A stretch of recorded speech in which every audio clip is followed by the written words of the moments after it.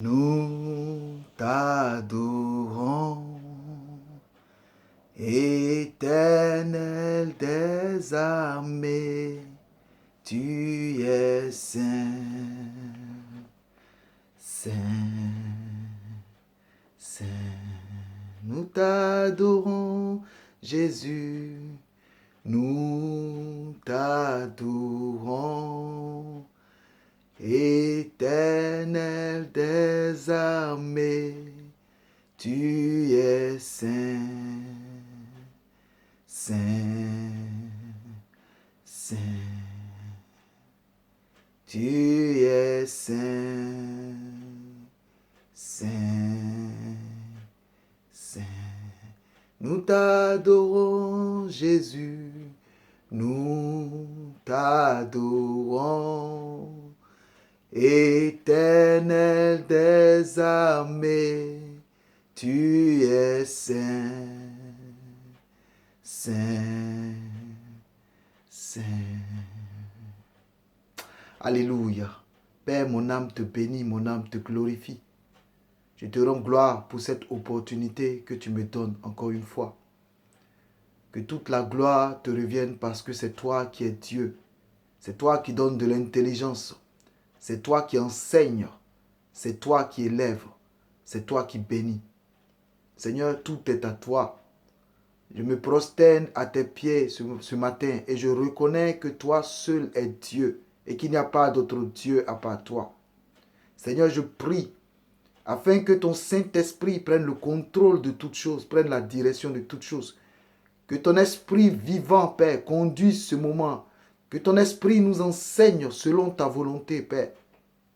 Que toute la gloire te revienne. Et que, Père éternel, que nos pensées soient dirigées par toi. Que nos entendements soient bénis, soient ouverts pour comprendre ta parole. Dispose toutes choses favorablement. Que ma personne disparaisse. Et que toi seul tu prévales dans le nom puissant de Jésus. Reçois la gloire, reçois la louange et l'adoration. Au nom de Jésus de Nazareth, j'ai prié. Amen. Merci Seigneur. Amen. Ah, frères et sœurs, ça fait plaisir de vous retrouver. J'avais pris un moment dans la présence du Seigneur et Dieu, par sa grâce, nous permet de revenir pour reprendre avec les vidéos, les enseignements. C'est pourquoi nous voulons lui donner toute la gloire. Alléluia, gloire à Jésus. Alors, sans plus tarder, frères, nous allons prendre nos Bibles dans le livre de 1 Roi, chapitre 14. 1 Roi, chapitre 14.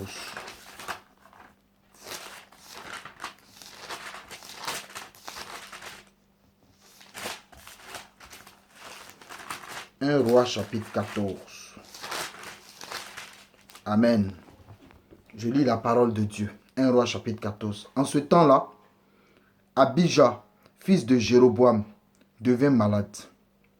Et Jéroboam dit à sa femme, lève-toi maintenant et déguise-toi, en sorte qu'on ne reconnaisse point que tu es la femme de Jéroboam, et va à Silo. Voici, là est Achija, le prophète qui m'a dit que je serai roi sur ce peuple. Amène avec toi 10 pains, des gâteaux et un vase de miel, et entre chez lui. Il te dira ce qui arrivera à l'enfant. La femme de Jéroboam fit donc ainsi. Elle se leva et s'en alla à Silo. Puis elle entra dans la maison d'Achija. Or, Achija ne pouvait plus voir parce qu'il avait les yeux figés à cause de sa vieillesse. Et Yahweh dit à Achija, voici la femme de Jéroboam qui vient te consulter concernant l'état de son fils, parce qu'il est malade. Tu lui parleras de telle et de telle manière. Quand elle arrivera, elle sera déguisée. Alléluia. Gloire à Jésus. Père, merci. Prends le contrôle. Dirige toutes choses. Enseigne comme tu veux dans le nom de Jésus. Amen. Frère, cette histoire est magnifique. Jéroboam était le serviteur de Salomon. Juste pour expliquer un peu le contexte dans lequel nous nous trouvons. Avant de rentrer dans le vif du sujet, je vais expliquer un peu le contexte. Jéroboam était le serviteur de Salomon. Le roi Salomon, fils de David, qui avait hérité à la place de David. Quand David est mort, il a hérité du trône d'Israël. Frère, Salomon a fait ce qui déplaît aux yeux de Dieu. C'est-à-dire, dans 1 roi 11, Salomon est allé se prostituer avec des femmes étrangères et il a adoré leur Dieu, ce qui a irrité le cœur de Dieu. Et Dieu a proclamé une sentence sur Salomon. Il a dit à Salomon qu'il lui arrachait la royauté et qu'il allait donner la royauté à son serviteur. Et Jéroboam était le serviteur en question. Le prophète Achija a été envoyé par Dieu vers Jéroboam et il a déchiré son vêtement en 12, pardon. Et il a donné 10 morceaux à Jéroboam.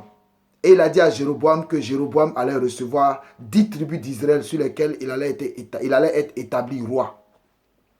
La prophétie s'est accomplie et Jéroboam qui avait fui en Égypte, lorsque le roi Salomon est mort et que son fils Roboam a été fait roi à sa place, la Bible dit qu'il y a eu un mécontentement général.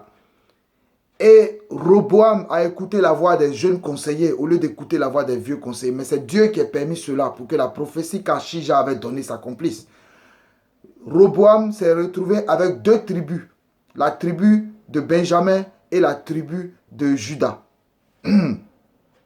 Et Jéroboam a hérité de 10 tribus d'Israël.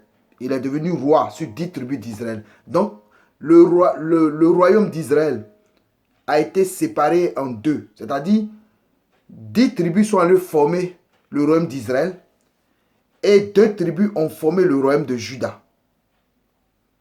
Alléluia. Nous sommes d'accord. Maintenant, Jéroboam, devenu roi, a commencé à adorer les Astartés et les Baals. Il a fait pire que Salomon. Il a fait pire que les anciens rois. Il a effacé carrément de la mémoire du peuple toute trace de Yahweh. Et il a commencé à adorer des dieux païens. Et cela a déplu à Dieu. Jéroboam a oublié de sa position, de son statut de serviteur, il a été fait roi par Jésus-Christ, par Yahweh. Frère, beaucoup d'hommes vivent cela. Quand Dieu nous établit, quand Dieu nous élève de la poussière, l'orgueil se saisit de nous et nous nous détournons de Dieu. Nous oublions même que nous étions dans la poussière et c'est de là que Dieu nous a sortis. C'est pourquoi il est important de toujours faire un bilan spirituel. Il est toujours important pour nous, enfants de Dieu, de nous interroger à un moment donné. Fais une pause et interroge-toi. Suis-je dans la voie que Dieu, dans la voie que Dieu veut que je sois? Suis-je en train de marcher avec Jésus ou bien je me suis détourné de Dieu? Pose-toi des questions. Interroge-toi sur ta marche chrétienne. Il est important que tu fasses un bilan. Alléluia. Alors un événement va se produire. Jéroboam s'étant détourné de Dieu. Il régnait sur Israël avec pour capitale la Samarie. Et Roboam régnait sur Juda avec pour capitale Jérusalem. La Bible dit que tous les prêtres, les Lévites, avaient quitté le royaume d'Israël pour aller rejoindre le royaume de Juda. Pourquoi? Parce que Jéroboam, fils de Salomon, s'est repenti et il s'est tourné vers Dieu. Donc tous les Lévites, les prêtres, sont allés retrouver Jéroboam et ils se sont mis à son service parce qu'il était retourné à Yahweh. Mais comme Jéroboam s'était détourné de Yahweh et il avait interdit au peuple d'adorer Yahweh, il est rentré dans l'idolâtrie. Et les prêtres ont quitté son royaume. Donc le royaume d'Israël n'avait plus de prêtres lévites, mais c'était des prêtres que lui, Jéroboam, avait établis pour adorer ses Astartés et Baal. Frère, un événement majeur va se produire. L'héritier du trône, le fils de Jéroboam, son espoir, l'enfant à qui il a mis toute sa confiance, celui qui va perpétrer son nom sur la terre, celui qui va préserver la royauté la royauté que Jéroboam, serviteur, a acquise.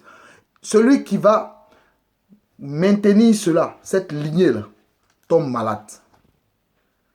Il est inquiet. son seul garçon, son héritier, tombe malade. Regarde, en ce temps-là, Abijah, fils de Jéroboam, devint malade. La Bible ne précise pas de quelle maladie il était malade. Mais c'était une maladie qui était inquiétante parce que sûrement que tous les médecins du royaume d'Israël n'ont pas pu le guérir. Toute la magie, la sorcellerie, la puissance démoniaque des dieux que Jéroboam adorait, les Baals, les Astartés, n'ont pas pu le guérir. Et cette situation était devenue inquiétante pour Jéroboam. Jéroboam n'en pouvait plus. Frère, c'est magnifique. Il y a des gens que Dieu t'a utilisés pour bénir. Il y a des gens pour lesquels Dieu est passé par toi pour agir dans leur vie. À un moment donné où ils étaient dans la souffrance, à un moment donné où ils étaient dans la crainte, dans les problèmes, Dieu t'a puissamment utilisé pour leur vie.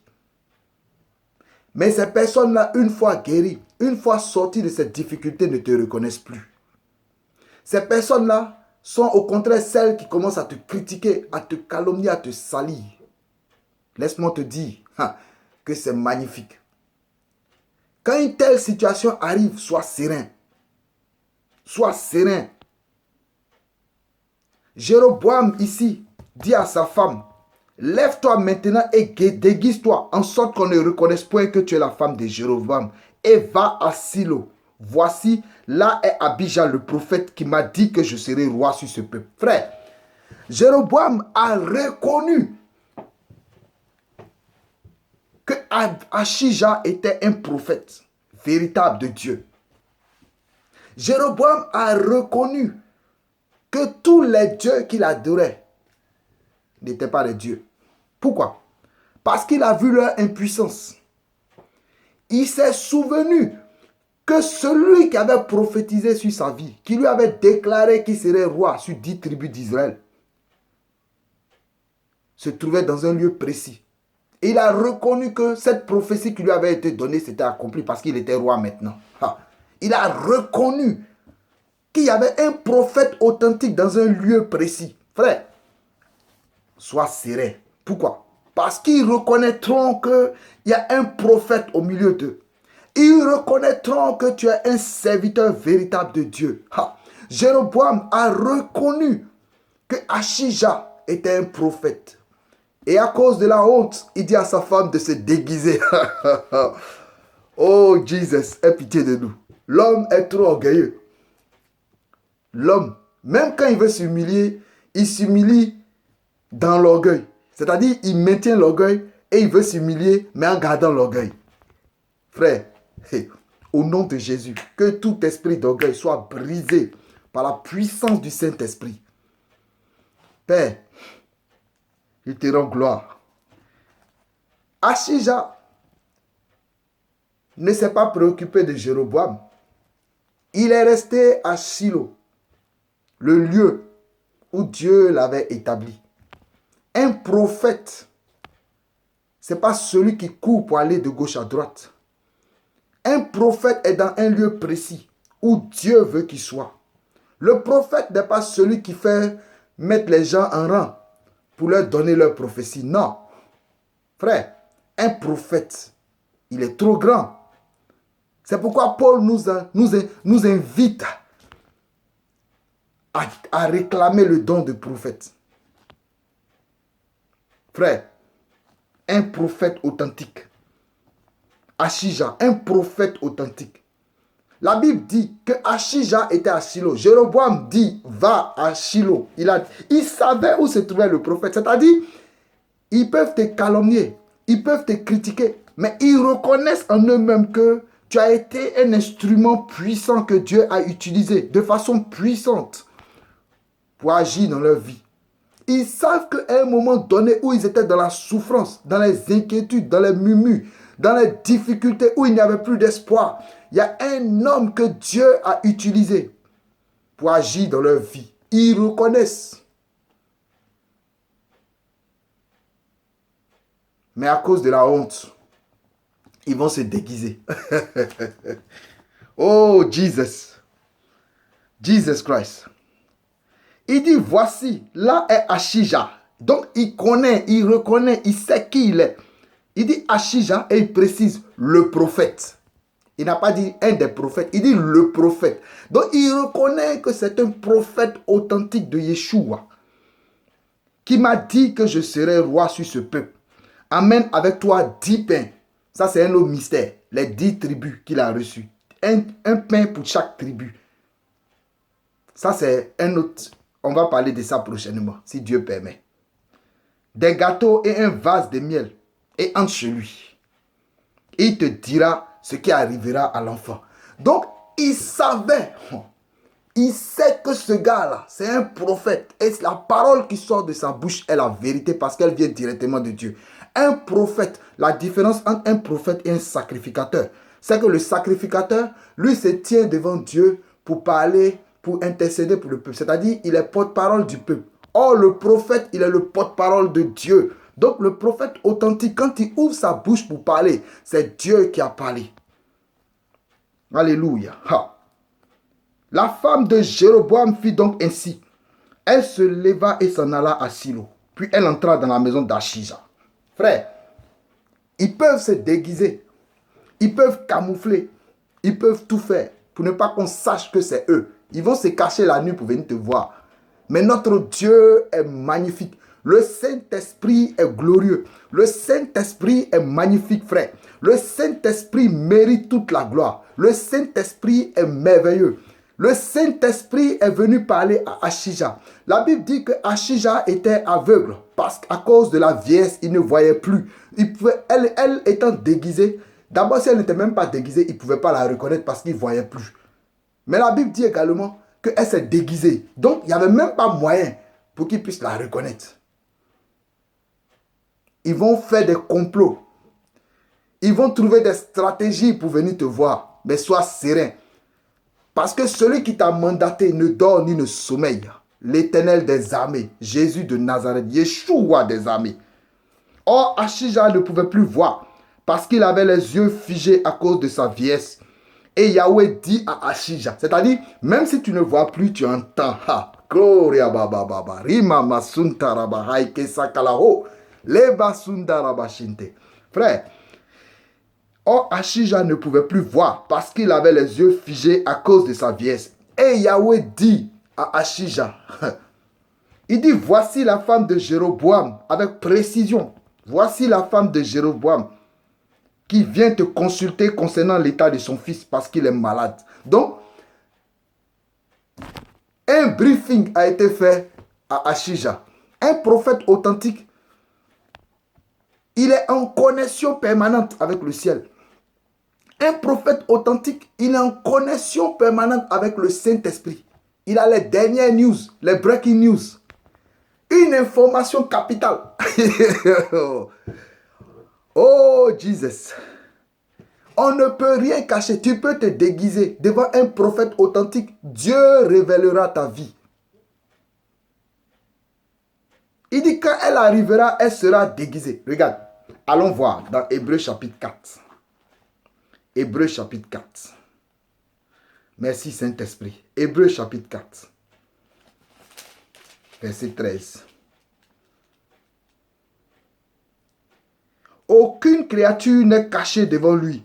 Tout est nu et découvert aux yeux de celui à qui nous devons rendre compte. C'est-à-dire, devant Jésus-Christ de Nazareth, rien n'est caché. Tout est nu et découvert. C'est-à-dire, tout est à nu. C'est-à-dire, tout est exposé. Elle s'était déguisée. Elle n'est même pas entrée dans la maison. Elle arrivait. C'est-à-dire, elle était en chemin. Mais sa situation a été dévoilée par le Saint-Esprit à Achija le prophète. Son accoutrement a été exposé. Tu peux te camoufler. Tu peux venir avec ta sorcellerie devant un serviteur de Dieu véritable. Mais le Saint-Esprit va t'exposer. Le Saint-Esprit va donner l'état réel de la situation à son serviteur. Un prophète authentique, un véritable prophète, il est serein parce que son mandat, celui qui l'a mandaté, son maître lui donne les infos en temps réel. Oh, Jesus Christ. Jéroboam a reconnu que Achija était un prophète authentique. Cette situation qu'il traversait n'a pas trouvé de solution avec ses faux prophètes, avec ses faux dieux qu'il adorait. Et il s'est souvenu du Dieu d'Israël. Il s'est souvenu de Yeshua des armées. Il s'est souvenu du roi de gloire, de Yahweh l'Éternel. Et il a envoyé sa femme, mais déguisée, pour brouiller les pistes, pour ne pas qu'on sache que c'est lui.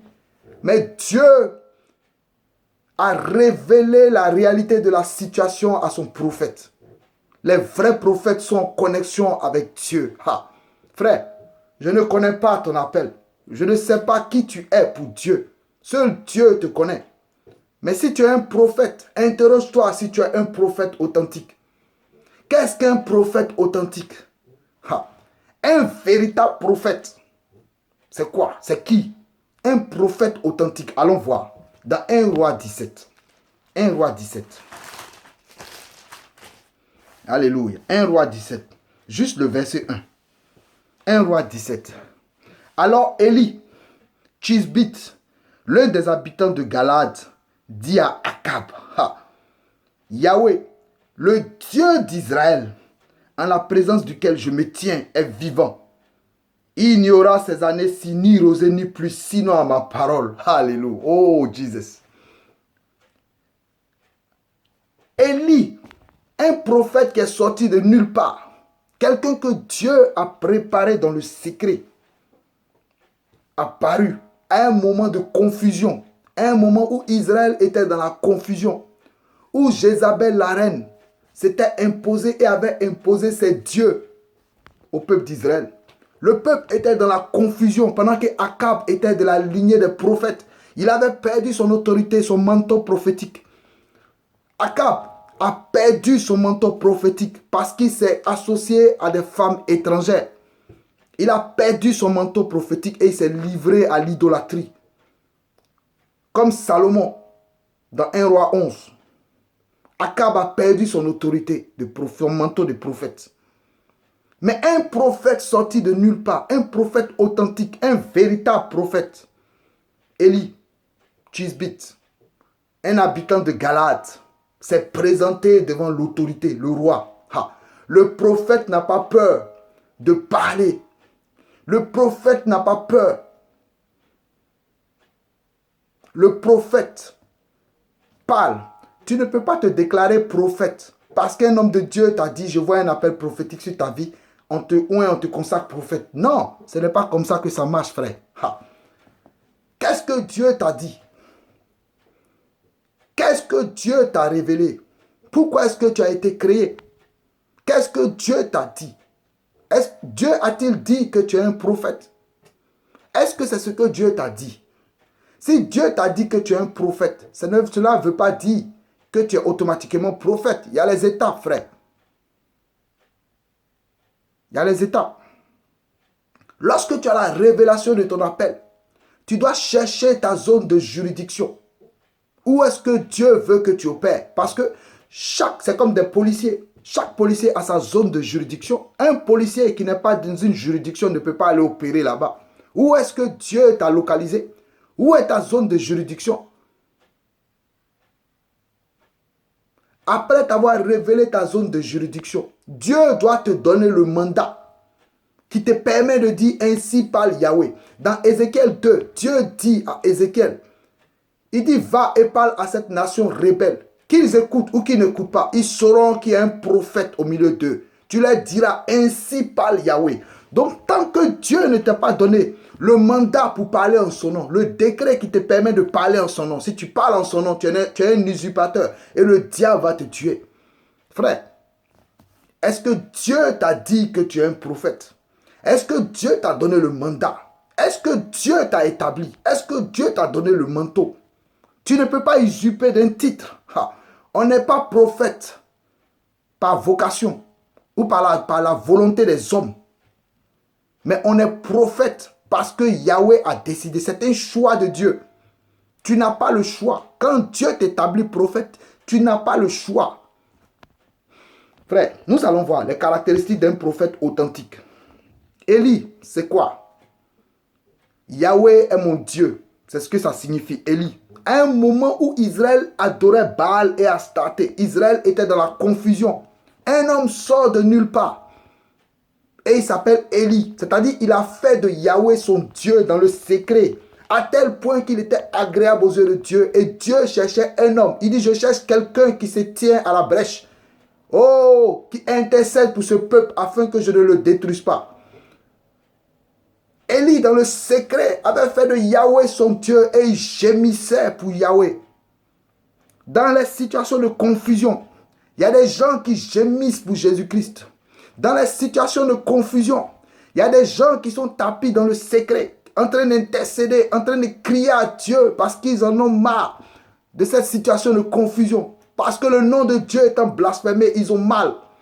Cela, Dieu les connaît. Frère, laisse-moi te dire, tous ceux qui portent la marque de Yeshua, les prophètes authentiques portent la marque de Jésus. C'est dans la Bible. Allons voir dans Ézéchiel.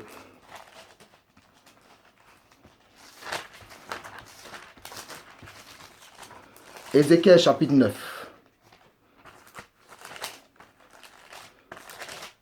Ézéchiel chapitre 9. Verset 4. Yahweh lui dit, passe par le milieu de la ville, par le milieu de Jérusalem, et marque la lettre Tav sur les fronts des hommes qui gémissent et qui soupirent à cause de toutes les abominations qui s'y commettent. On peut même lire le verset 6. Il dit, tuez-les tous, les vieillards, les jeunes gens, les vierges, les enfants et les femmes, mais n'approchez pas de ceux qui ont la lettre Tav. Alléluia. C'est quoi la lettre Tav? T-A-V. C'est dans l'alphabet hébraïque.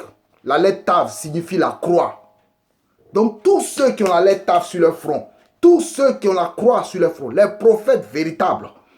Un prophète authentique de Dieu est marqué par la lettre Tav sur son front. La croix est sur son front. Et quand le diable voit, il dit, il y a un homme qui arrive. Quand un prophète véritable entre dans une ville, toute la ville est en ébullition. Frère, Élie, on ne le connaissait pas. Mais quand il est entré, il y a eu la confusion. Il y a eu la panique. Les démons qui étaient adorés ont commencé à paniquer. Parce qu'un véritable prophète, un prophète authentique était entré. Le prophète authentique. Élie. Yahweh est mon Dieu. Et on l'appelle Tishbit. Tishbit c'est quoi? Vous pouvez aller sur Google pour chercher. Le Tishbit. Un Tishbit c'est un captif. C'est un prisonnier. Il n'a pas le choix. Le prophète authentique n'a pas le choix. Il est obligé d'adorer Jésus. Il est obligé de parler de Jésus. Il n'a pas le choix. Même quand il ne veut pas parler, sa bouche s'ouvre et elle parle seule. Parce qu'il est un prisonnier. Il est un captif. Il est prisonnier de Yeshua. Il n'a pas le choix. Jérémie dit, même quand je dis que je ne ferai plus mention de lui, je ne ferai plus cas de lui, il y a comme un feu dévorant dans mes os. Je ne peux que parler de lui. Paul n'avait pas le choix. Pierre n'avait pas le choix. Tous les apôtres n'avaient pas le choix. Les prophètes authentiques n'ont pas le choix que de parler de Jésus. Ils ne parlent jamais d'eux-mêmes parce que ce n'est pas important. Ils ne sont rien. Mais celui qui les a mandatés, c'est de lui qu'il est question. C'est du mandant qu'il est question, frère. Oh, Jesus, c'est magnifique. Le prophète authentique fait de Yahweh, fait de Yeshua, fait de Jésus-Christ son Dieu. Et il est prisonnier de Jésus-Christ. Il est captif de Jésus. Il n'a pas le choix que de parler de Jésus. Il est un prisonnier. Il ne peut que être dans la présence de Yeshua. On dit l'un des habitants de Galate. Galate, c'est quoi? Galate se situait sur des montagnes, sur des lieux rocailleux. C'est-à-dire sur sur une terre dure, ferme. Donc Galate signifie la fermeté. Galate, c'est la fermeté, c'est l'intégrité. Un prophète véritable est intègre. Il ne joue pas avec le péché. Il ne se compromet pas. Il ne rentre pas dans les alliances. C'est pourquoi les prophètes authentiques sont toujours seuls. Le prophète authentique est toujours seul. Jamais vous ne verrez dans la Bible qu'un prophète authentique qui ont marché ensemble. Ce n'est pas possible. Un prophète authentique est toujours seul. Dieu n'envoie pas en groupe. Les prophètes de Dieu ne sont jamais en groupe. Un prophète authentique qui est dans une association, qui est dans un groupe, interroge-toi sur ton appel prophétique. Frère, le prophète ne compromet pas le message. Le prophète a le front rendu dur par Yeshua. Un prophète authentique parle de la part de Dieu. Frère, c'est magnifique. Il dit, Yahweh, le Dieu d'Israël, en la présence duquel je me tiens, est vivant. Le prophète authentique sait que il est la bouche de Dieu. Il est le porte-parole de Dieu. Donc la parole qui sort de sa bouche est cautionnée par Dieu. Lorsqu'il proclame une parole, le cachet de Dieu vient sur cette parole. C'est pourquoi le prophète authentique ne parle pas en vain. Ne déclare pas les choses n'importe comment. Il dit, si tu veilles sur ta bouche, tu parleras de notre part. Je sens la présence de mon Père. Oh, Jesus Christ. Il déclare une parole avec autorité devant le roi. Si tu n'as pas l'approbation de Dieu, si tu n'as pas l'autorité de Dieu, le manteau prophétique, tu ne peux pas parler ainsi devant une autorité. Le prophète authentique parle parce que son mandat, en anglais on dit empower you, c'est-à-dire il te donne l'autorité. Alléluia. Frère, un petit témoignage. Dans mes moments de prière, j'ai dit au Seigneur, mais tu me donnes des messages sur la Côte d'Ivoire. Alors que des gens me disent, m'ont contacté pour me dire, fais attention parce qu'on arrête les prophètes quand tu déclares les paroles sur la Côte d'Ivoire. Et j'ai dit au Seigneur, tu me donnes des passages sur la Côte d'Ivoire alors que tu m'envoies en mission faire des campagnes d'évangélisation. Tu veux que j'aille en Côte d'Ivoire faire des tournées d'évangélisation, tout ça à l'intérieur. Mais est-ce qu'il est vrai qu'on m'arrête? Mais en réponse, ça c'était dans mon moment d'un moment de jeûne. En réponse, le Seigneur m'a parlé avec Actes des Apôtres. On va lire.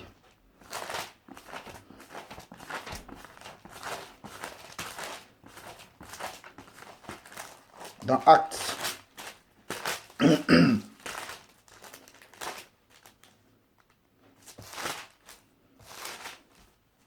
Dans Actes 18.